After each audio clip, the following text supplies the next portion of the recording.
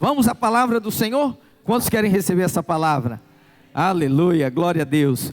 Hoje eu quero falar sobre a matemática da graça. Você já percebeu que nós estamos fazendo as matérias, né? Semana passada foi português, agora matemática, né? Foi os tempos verbais da graça. Hoje é a matemática da graça. Amém? Romanos capítulo 5, verso 20. Irmã Daiane que fez um pedido de oração hoje, né? E na hora, no final, quando a gente estiver orando, a irmã vem representando a família aqui para nós orarmos, tá bom? Romanos capítulo 5, verso 20 diz assim: sobreveio a lei para que se avultasse a ofensa, mas onde abundou o pecado, superabundou a graça. Eu vou ler o mesmo versículo na Bíblia, linguagem de hoje. Diz assim: a lei veio para aumentar o mal, mas onde aumentou o pecado, a graça de Deus aumentou muito mais ainda. Amém? Só pecador fica feliz de ler um negócio desse. Onde aumentou o pecado, a graça aumentou muito mais ainda. Muito mais ainda é muito, irmão. É bom demais. E essa graça está sobre a sua vida. Pai, obrigado, essa é a tua palavra. Abrimos o nosso coração, queremos ouvir a tua voz, Senhor. Fala a cada pessoa nesta noite aqui. Que sejamos inspirados, edificados, transformados pelo teu Espírito Santo, enquanto nos expomos à tua palavra, Senhor. Em nome de Jesus. Erga sua mão direita e diga: Pai, eu abro o meu coração para ouvir a tua voz. Fala comigo, em nome de Jesus. Amém? Glória a Deus. Diga para esse irmão que está do seu lado assim: você está no lugar certo, na hora certa, com as pessoas certas. E essa palavra é para a sua vida.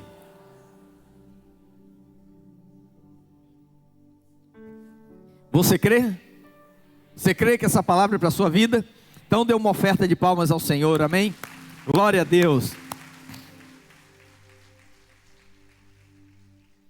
Queridos, esse conceito da graça de Deus, ele é um conceito subversivo a toda a cadeia de pensamento natural, ao conceito que a maioria das pessoas tem, aquele pensamento religioso de que Deus é um Deus dos mauricinhos, das patricinhas, das pessoas boazinhas, porque de fato nem existe esse tipo de pessoa.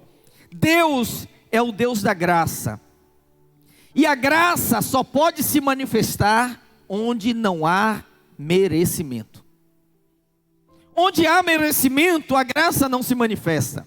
A graça só se manifesta onde não há merecimento. Senão não seria graça. Tem um escritor americano chamado Philip Yancey.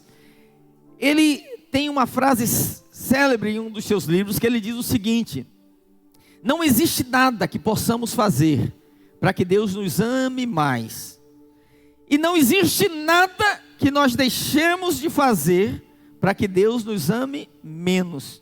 Ou seja, Deus já nos ama ao máximo.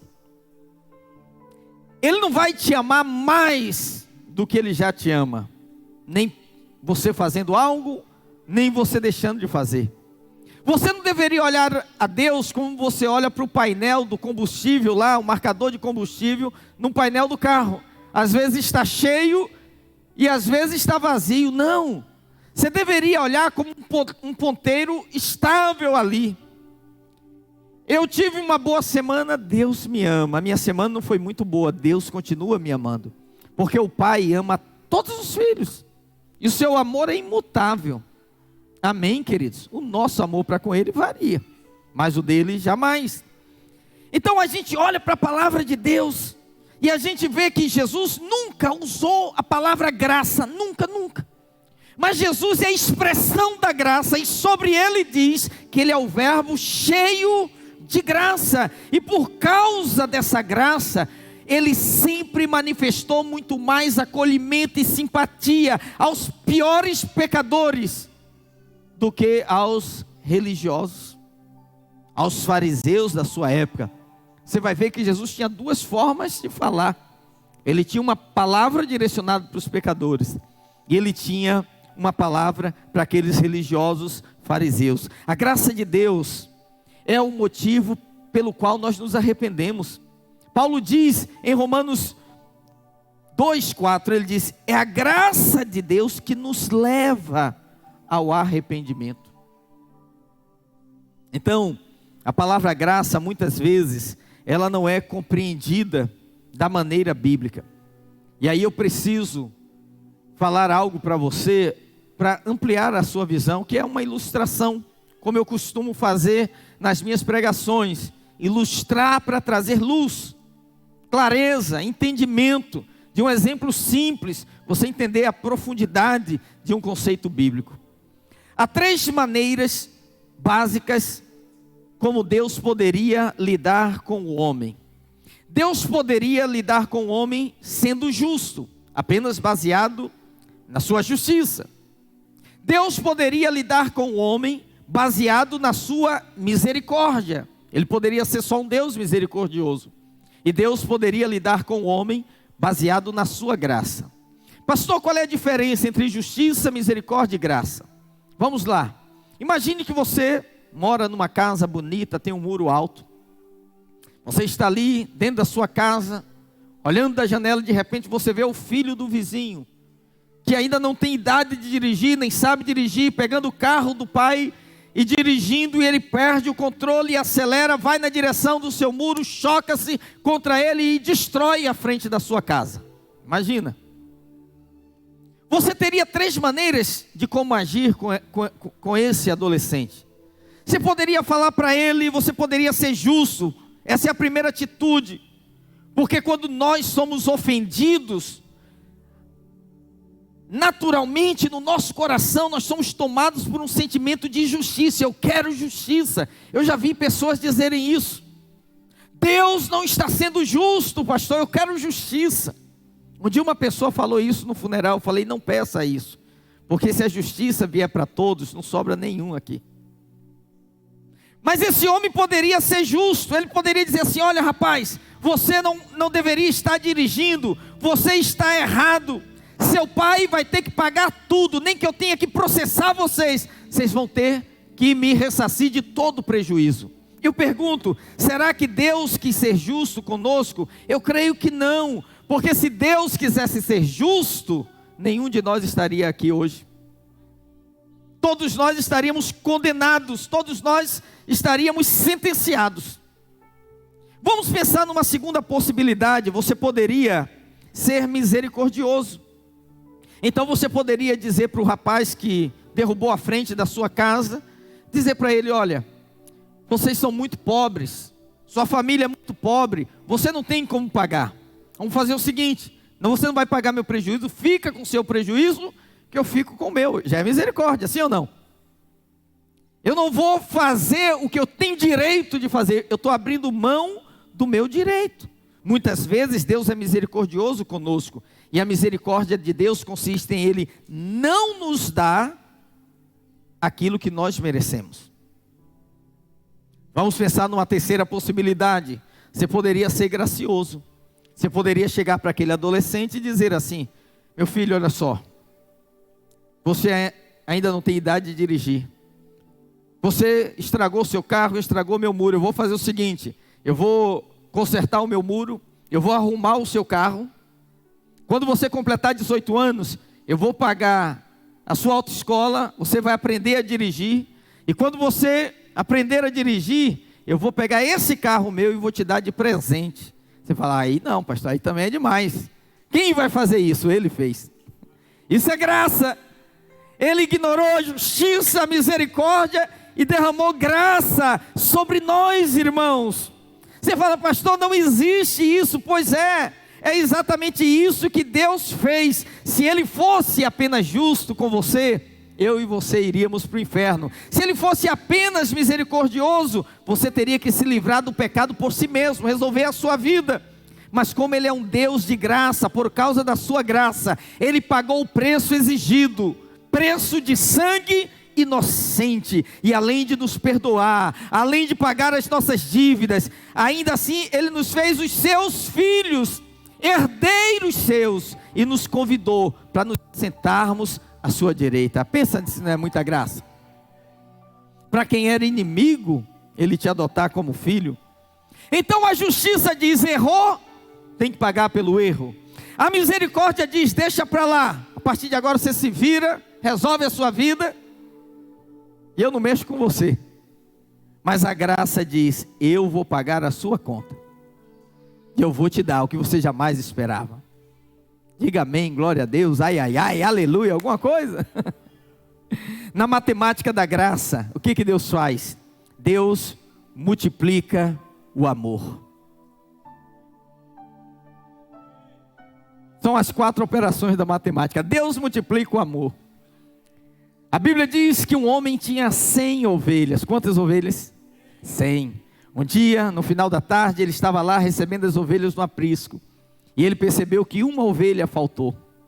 A Bíblia diz que ele deixou as 99 em segurança e saiu pelos montes e vales, na voragem da noite, na friagem do vento, enfrentando perigos, em busca daquela única ovelha perdida. Irmãos, olha que a lógica divina não é a matemática exata que nós aprendemos na escola. Ele poderia dizer: olha, está bem, eu tinha 100, perdi 1%, está bom demais. Olha o que Deus faz, olha a lógica de Deus. Ele deixa as 99 e vai em busca dessa uma única ovelha que se perdeu. Ele não falou: 1% é tolerável. Não, ele faz conta de cada um. E um dia foi isso que ele fez. Você era essa ovelhinha perdida, lá no penhasco, lá no abismo. E ele disse: eu estou sentindo falta da minha única ovelhinha, eu vou atrás dela. E ele foi atrás de você. Isso é graça de Deus. Você consegue perceber quanto amor aqui envolvido, irmãos? Quanto nós precisamos dessa revelação da nossa vida, na nossa vida, para que os nossos olhos sejam abertos para esse grande amor com o qual nós fomos alcançados. Que pastor é esse que conhecia cada uma das suas ovelhas? Cada uma das suas ovelhas. Estou vendo ali a irmã Vânia, estava sentindo a falta dela aí a alguns cultos. Eu mandei uma mensagem para ela essa semana, falei: irmã Vânia, mandou também? Então já não é mais um pastor buscando uma ovelha. São vários pastores, são 99 pastores atrás de uma ovelhinha, né? Olha aí, irmã Vânia, mobilizou todo mundo, a igreja toda. Mas que bom que a irmã está aqui hoje, hein? Glória a Deus, glória a Deus. Então veja só, ele trabalha o tempo todo. O trabalho de Deus é esse, para impedir que você continue do jeito que você está, porque Ele quer ver a sua vida transformada. Vou dizer algo para você que é muito forte. Se você fosse a única pessoa na face da terra, Jesus ainda deixaria a glória dele e viria morrer por você.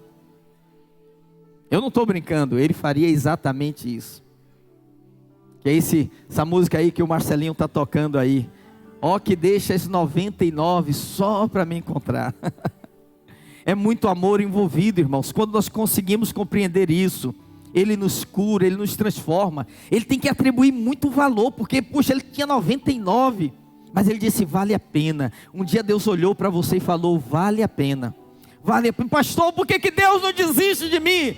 Porque Ele vale a pena. Ele multiplica o amor dEle na sua vida.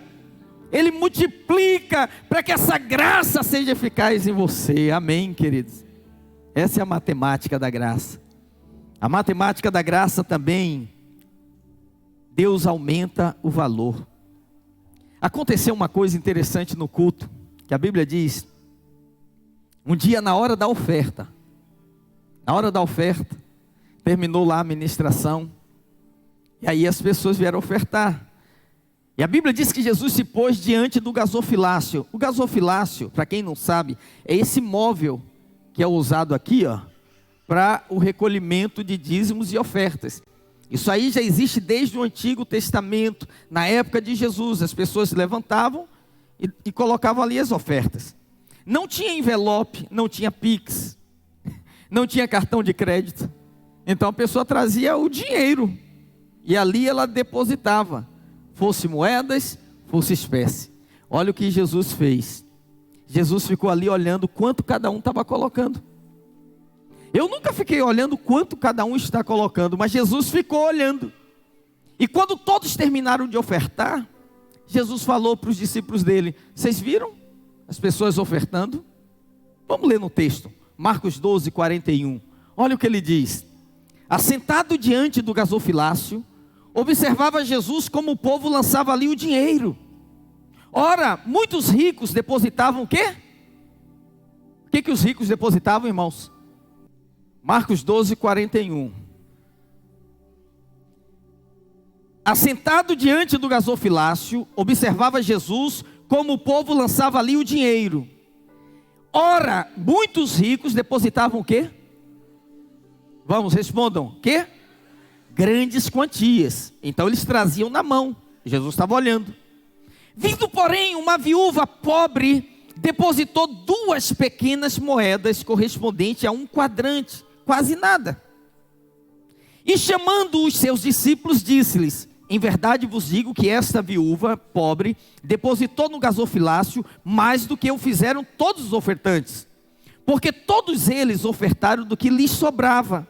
Ela, porém, da sua pobreza, deu tudo quanto possuía, todo o seu sustento. Olha a matemática de Deus.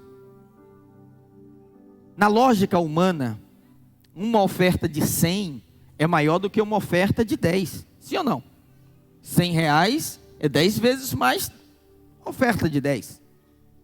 E a Bíblia diz que estavam ali os ricos, pegavam grande quantia de dinheiro e jogavam no gasofilácio. E Jesus olhando, olhando, olhando. No final ele chamou os discípulos e disse: vocês observaram? Agora aquela senhora, aquela viúva, ela trouxe 2 moedinhas equivalente a 1 quadrante. Muito pouco. Ele disse: desses que estão aqui, aquela mulher ofertou mais do que todos. Ele falou: mas como, Senhor? Ela ofertou muito pouco. Jesus falou: porque aqueles que ofertaram muito, ofertaram do que lhes sobrava. Mas ela deu todo o seu sustento. Ela colocou tudo o que ela possuía. Então veja, Deus não olha o valor absoluto da oferta. Deus olha o coração. Olha a lógica de Deus. Ele não fica contando monetariamente quanto que vale cada oferta. Um dia no Antigo Testamento Deus falou para Moisés: Moisés, diga ao povo, aos filhos de Israel, que me tragam oferta. Êxodo 25, 2.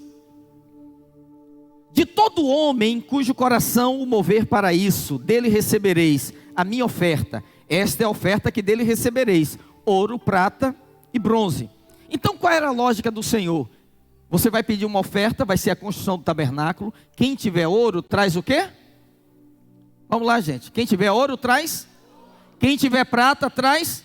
E quem tiver bronze, traz bronze. Se uma pessoa que trouxe bronze, tinha bronze, trouxe bronze, e uma pessoa que tinha ouro, trouxe ouro, diante de Deus as duas ofertaram igual. Entendeu? Porque elas trouxeram do que tinham. Mas se uma pessoa trouxer prata, tendo ouro, e a outra trouxe bronze, aos olhos de Deus, isso aqui tem mais valor. Porque ela deu na medida dela, e essa deu menos do que de fato deveria. Muitas pessoas perguntam assim: pastor, tem padrão para oferta na Bíblia? Eu falo: tem. O padrão é: oferte na mesma medida da bênção de Deus na sua vida. Se Deus não está te dando nada, não está fazendo nada de bom na sua vida, você nem precisa ofertar. Mas se Deus tem sido generoso com você, seja generoso com a obra do Senhor, amém? Então, mas esse texto aqui, ele não fala só de oferta. Muita gente fica assustada de ver isso, mas a outra lição que podemos aprender desse texto é que não existe nada tão grande que Deus não possa fazer, mas não existe nada tão pequeno que não importe para Deus. As coisas mínimas da nossa vida, elas são também importantes para Deus. Olha, irmãos, a gente é muito voltado para grandes necessidades e orações que requerem milagres. Deus, preciso de um milagre. Aqui eu não dou conta, só o Senhor. Mas tudo na sua vida, o que você dá conta e o que você não dá conta, diz respeito ao Senhor. Se é importante para você, é importante para Ele. Tem coisas na nossa vida que são grandes necessidades. A gente, se não for um milagre, nós nunca vamos alcançá-lo. Mas tem coisas que são desejos mínimos. E você sabe, Deus se importa com isso também. Eu chamo isso dos mimos de Deus na nossa vida. São aquelas coisas que não são questão de vida ou morte, não depende daquilo para a sua vida continuar, é apenas um desejo seu. Mas Deus diz, eu vou dar. É isso que você quer? Eu vou dar. E quantas vezes nós já tivemos situações assim na nossa vida? Quem gosta de filme aqui? Quem gosta de filme? Amém, glória a Deus. Na Netflix, eu não sei se está lá, porque Netflix entra filme e sai. Mas tem um filme que eu assisti uma vez chamado O Segredo. Ouse Sonhar. Alguém já assistiu esse filme? Algumas poucas pessoas assistiram, né? O Segredo, Ouse Sonhar. E eu assisti esse filme. Sim, é muito bom você assistir filme por recomendação, tá? Porque senão você perde 2 horas, no final fala, para que eu gastei meu tempo vendo isso aqui, né? Esse vale a pena. E aí a família está passando uma necessidade, e a mãe chega em casa, ela pega a única peça de carne, alguma coisa que ela ia preparar, põe no micro-ondas, e como ela não tira o plástico, estraga a única refeição que a família tinha, né? E o filho fala assim, mãe, por que essas coisas acontecem com a gente? Ela fala, porque a gente é uma família azarada. Tudo que não é para acontecer, acontece com a gente. E eles estão com uma visita em casa, e a visita ensina para ele, e fala assim, olha, pensa naquilo que você quer. E aí ele diz, não, eu queria pizza. Desde o início ele fala, a gente não queria jantar isso, a gente queria comer pizza hoje. E de repente, o entregador toca a campainha, né, com uma pizza. Ela fala, eu não pedi essa pizza. Não, você deve estar errado. Ele falou, olha, eu só sou entregador, me mandaram entregar aqui. Entendeu? Você já teve alguma experiência dessa assim na vida, não? Eu já tive, até mesmo de entrega de comida. Isso são os mimos de Deus na sua vida. Tem coisas que são pequenas, são desejos. Coloque diante do Senhor. Diga comigo assim, não há nada muito grande que o Senhor não possa fazer. Diga, nem nada tão pequeno que Ele não se importe. Diga para quem está do seu lado, se é importante para você, é importante para Deus. Amém? Eu sei que muitas pessoas ficam falando assim, não fique incomodando Deus, toda hora você coloca uma coisa diante de Deus. Pois eu digo para você, pedi e dá-se-vos-á, buscai e encontrarei, batei e abri-se-vos-á, porque todo que pede recebe, todo que busca encontra, e todo que bate a porta se lhe abre. Nada tendes porque nada pedis, pedis para que a vossa alegria seja completa. Está na palavra do Senhor, se você pedir com fé, a Bíblia diz, não haverá impossíveis para Deus. Fale para Deus das coisas grandes, fale para Deus das coisas pequenas, dos desejos mais sutis do seu coração. Coloque diante do Senhor, o Senhor vai te surpreender. Quem imaginaria que ele estava olhando uma moedinha, mas ele viu o coração daquela mulher, e Deus vê o seu coração também. Amém? Estenda assim as 2 palmas das suas mãos, feche os seus olhos. Pai, em nome do Senhor Jesus, eu oro nessa noite sobre a vida de cada pessoa que está aqui presencial ou no online nos acompanhando, Pai. Ó Deus, há um desejo nesse coração, ó Pai, há um pedido especial. Senhor, não há nada que não seja importante para Ti. Eu oro e abençoo agora, para que elas sejam todas surpreendidas pelos golpes da Tua graça, em o nome de Jesus. Quantos recebem, digam amém, dê um aplauso ao Senhor, aleluia, glória a Deus, glória a Deus.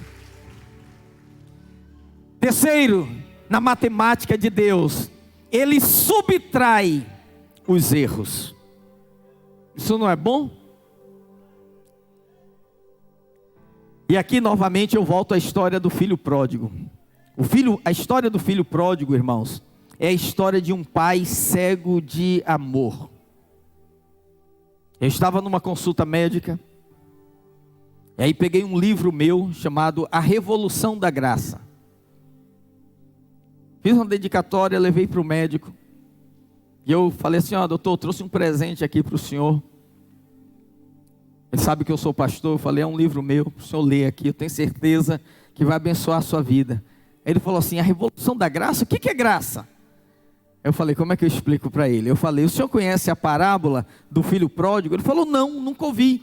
Eu falei, posso te contar? Ele falou, pode. E aí eu contei para ele a parábola do filho pródigo. E eu disse para ele: olha, Jesus falou que um homem tinha 2 filhos. E um dia o mais moço chegou para o pai ainda vivo, e falou: pai, me dá meu dinheiro, me dá parte da minha herança. Porque a gente ouve falar muito nesses podcasts, nesses talk shows, de filhos que foram traumatizados pela dureza dos pais, por palavras duras. A gente fala: não, porque a família é um ambiente muito cruel, muitas vezes os pais ferem os filhos. Mas o que eu nunca vejo as pessoas falarem é que tem muitos filhos que ferem o coração dos seus pais também. Tem muitos pais sangrando por causa de atitudes dos filhos, que simplesmente os ignora, não segue direção, não os ouve. E muitas vezes tem a atitude desse pródigo, que chegou para o pai e disse: pai, me dá o que me pertence, é meu direito. E a Bíblia diz que o pai simplesmente foi lá, pegou e deu para o filho, e diz assim: e ele, entrando no seu carro, com dinheiro no bolso, foi para uma cidade distante, viver dissolutamente. E ali ele fez festa, ali ele arrumou muitos amigos, ali ele bebeu, ali ele fumou, ali ele viveu a vida que ele achava que era a expressão máxima da liberdade. Até que dinheiro acabou, os amigos foram embora, os falsos amigos, foram embora, e ele se viu sozinho, desesperado, sem ninguém para ajudá-lo. Saiu de porta em porta, pedindo emprego, e a Bíblia diz que ninguém lhe dava emprego, e ele chegou à situação de apacentar porcos. Isso eu estou contando lá para o médico. Ele chegou a disputar a comida dos porcos. Antes do porco comer, ele tirava alguma coisa para ele, e ali naquele momento ele pensou assim: quantos empregados do meu pai têm um ticket de alimentação melhor do que eu ganho aqui cuidando de porcos? Eu vou voltar para casa. Ele não falou: eu vou voltar para o meu pai. Ele não voltou porque ele amava o pai. Ele voltou porque ele estava com fome. Ele queria comida. Porque quando a coisa aperta, a gente quer voltar para casa, sabia disso? E pesquisa revela que você pode estar no hotel mais luxuoso, você pode estar no lugar mais maravilhoso, quando sente uma dor, você quer casa. Filho quer colo de mãe, marido quer a esposa quer o aconchego do marido, é ou não? É a hora que a gente pensa em casa, todo ser humano.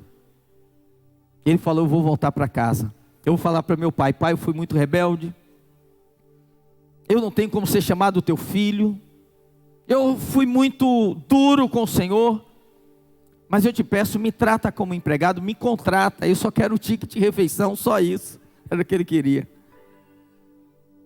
A Bíblia diz que ele vem, sai aquele discurso todo, e vem ele lá de longe: vou falar isso para o meu pai, vou pedir perdão, vou dizer: pai, pequei. O discurso era até bonito, mas o interessante é que quando ele aparece lá longe, o pai que estava na janela, o pai sai correndo. É a primeira vez na Bíblia que você vai ouvir que Deus correu, que Deus estava com pressa. Ele vai ao encontro daquele filho, ele o abraça, e a Bíblia diz que ele interrompe o discurso e diz: não fala nada, e começa a gritar com os servos: traga um vestido novo, coloca alparcas novas nos seus pés, me traga um anel para o seu dedo, mate o bezerro cevado, porque o meu filho estava morto e reviveu, tinha se perdido e foi encontrado.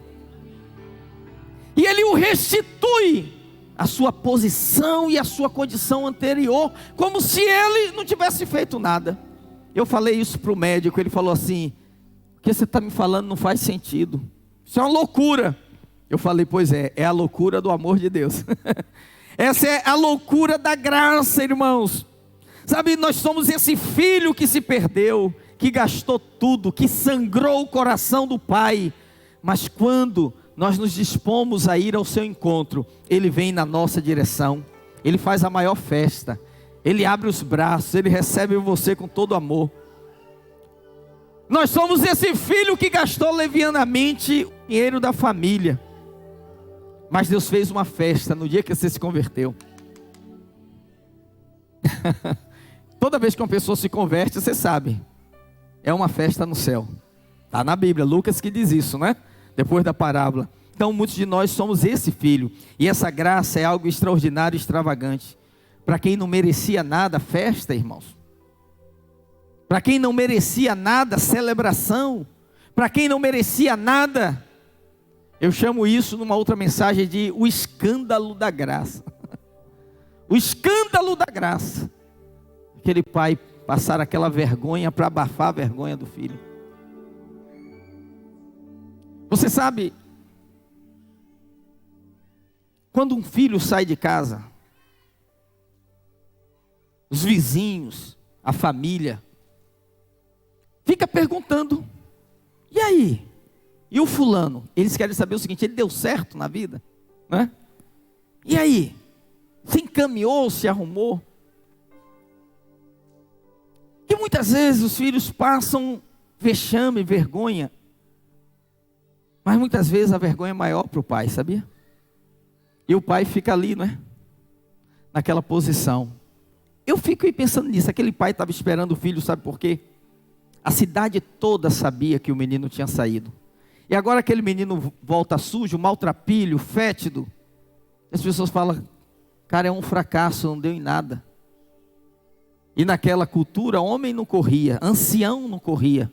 Nem os vestidos permitiam. Se ele levanta os vestidos, aparece a perna, era vergonhoso. Sabe o que o pai fez? Ele correu, levantou os vestidos e correu. Ele causou um escândalo maior para abafar o escândalo do filho.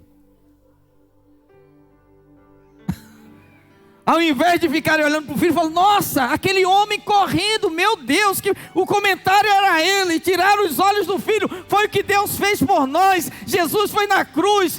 Ele tomou o nosso lugar de vergonha e humilhação para nos dar o lugar de honra e glória.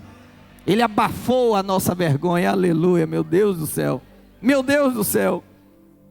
Eliminou, simplesmente tirou da conta, não entrou mais na equação o pecado. Deus não fica fazendo soma. Olha, já foi uma vez, já foi duas, já foram três. Olha, você já tem muito pecado, vai transbordar agora. Ele simplesmente diz assim: onde aumentou o pecado, a graça superabundou. Mais ainda. Quarto lugar, na matemática da graça, Deus divide o perdão. Deus multiplica o amor, aumenta o valor, diminui os erros e divide o perdão. E agora é o texto mais chocante que eu já li em toda a minha vida e que você também já ouviu. É a história de Oséias.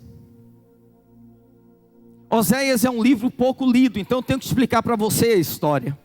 Houve uma época que o povo de Israel se desviou dos caminhos do Senhor. E aquele povo virou as costas para Deus, irmãos. Puxa vida. Você não sabe o que é alguém que ama ser desprezado.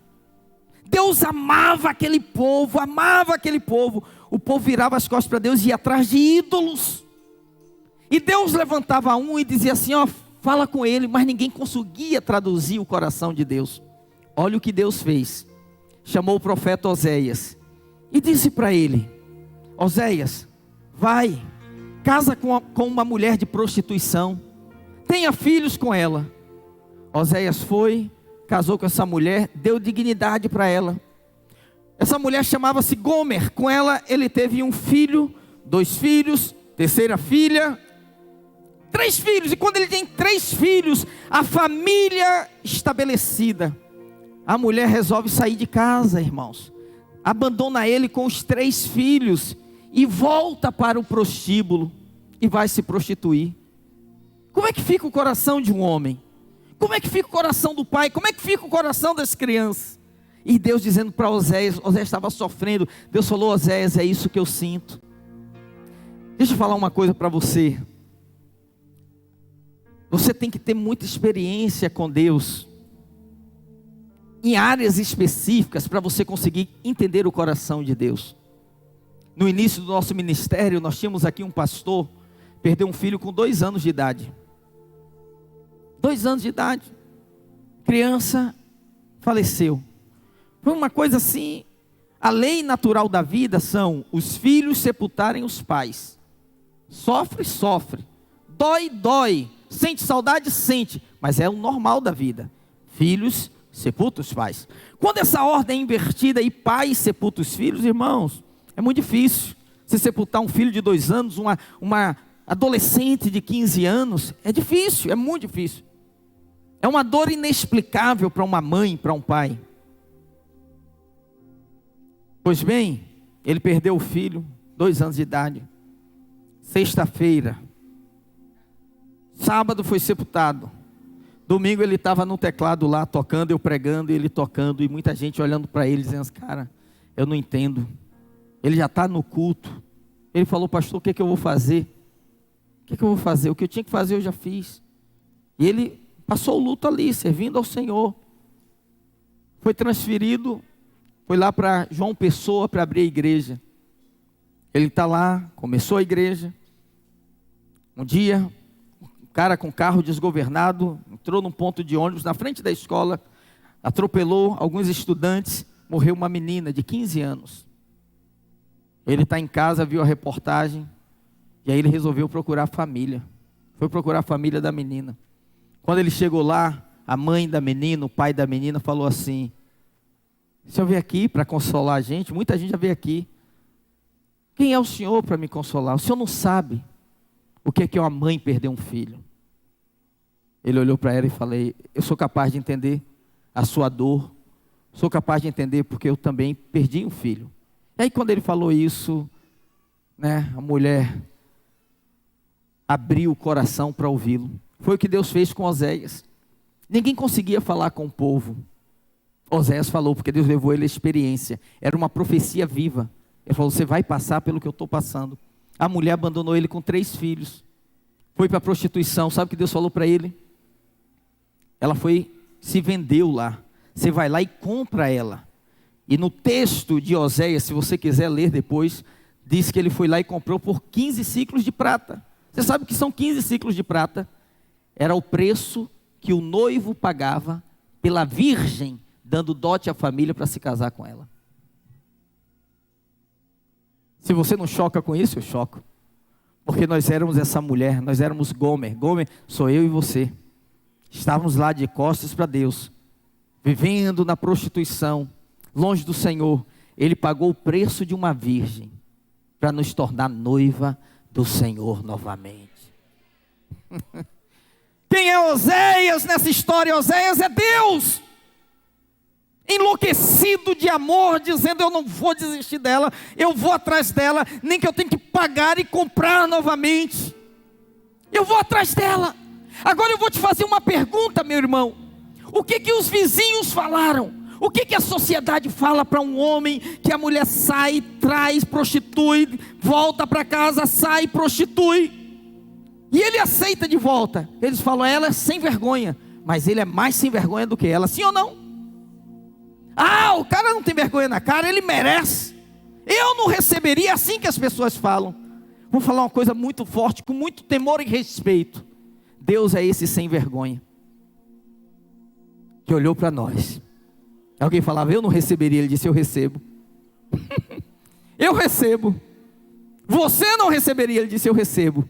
Eu vou fazer de você noiva, eu vou casar com você, eu não vou desistir de você, mesmo que você saiu, mesmo que você virou as costas para mim. Oh meu Deus, fica de pé em nome do Senhor Jesus, irmãos.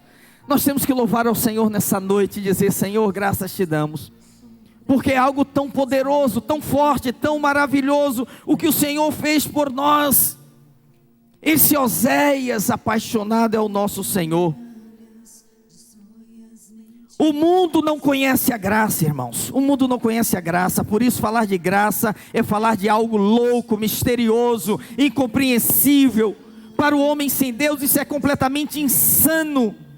E é provável que alguém que está me ouvindo aqui pela internet possa dizer, pastor, eu estou vivendo esse conflito.